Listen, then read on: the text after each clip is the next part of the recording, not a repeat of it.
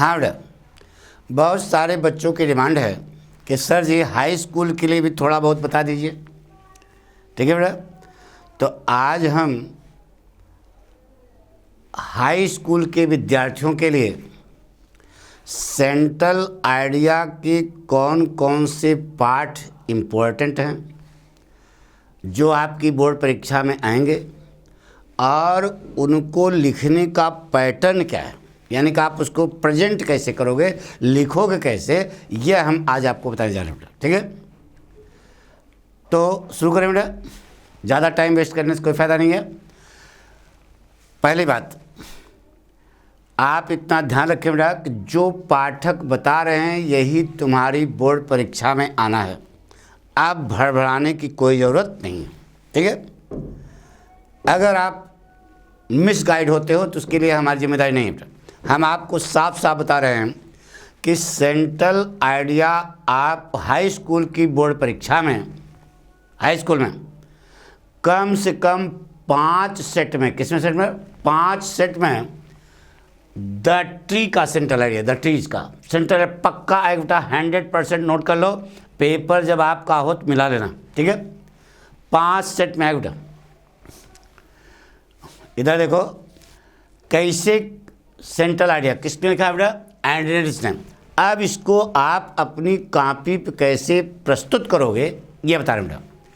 Copy के ऊपर एक ऊपर वाली लाइन होती है ना, उसके ऊपर लिखना बेटा आंसर नंबर 8, 8वें नंबर पर आता है बेटा, बड़ा bracket central idea. Mind makeup करो, सब एक एक क्वेश्चन कैसे करोगे बताएंगे बेटा। आंसर नंबर 8 बड़ा ब्रैकेट सेंट्रल आइडिया। ठीक है, इसके बाद कॉपी के इस छोर पे आ जाना।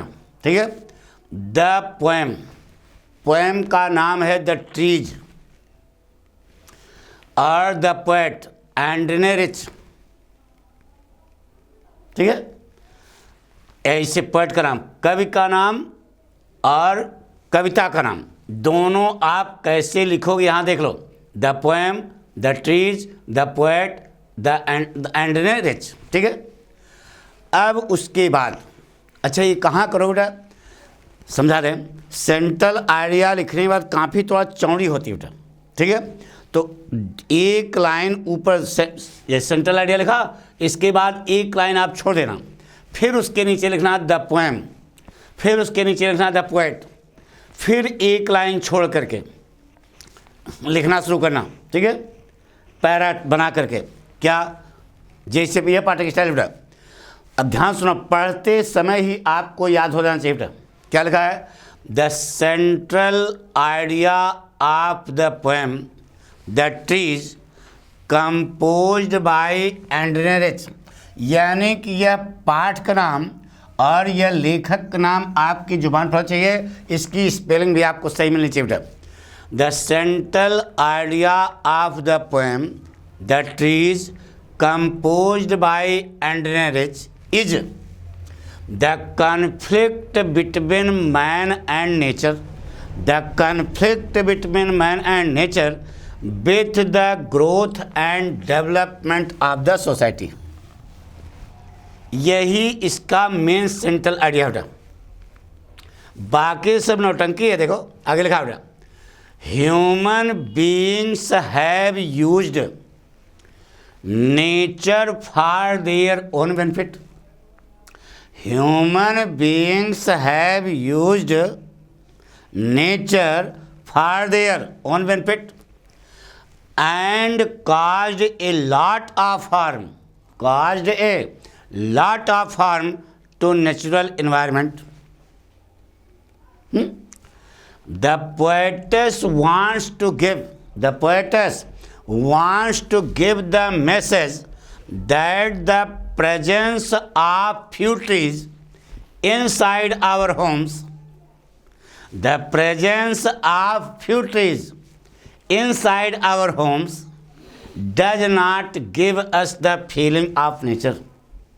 बात तो सही है, does not give us the feeling of nature। She suggests here that the trees and plants used in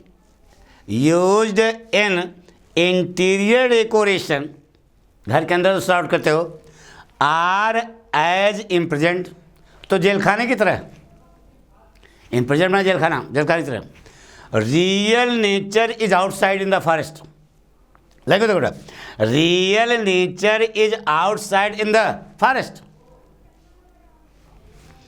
that we have destroyed, जिसको कि हमने बर्बाद कर दिया अपने विकास के लिए। देखो ये देखो, इसको अंडरलाइन करना पड़ेगा। देखो यहां से कलम पकड़ना, the real nature is outside in the forest that we have destroyed, so we must protect it, इसलिए हमें इसकी सुरक्षा अवश्य करनी चाहिए। किसकी? जंगल की। ठीक है बेटा, देखो बेटा, the central idea of the poem the trees, यहाँ तक तो आप सही लिखोगे, अंडरलाइन नहीं करना है, ये इनवर्ट काम रहेगा।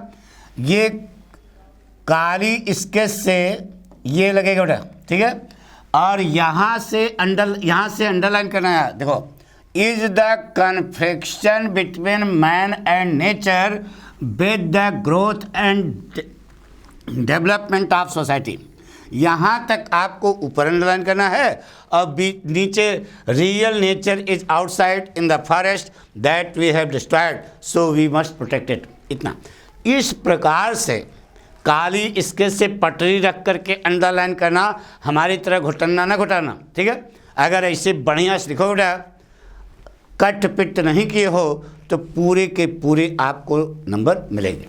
ठीक है, हमारी बात सुनो।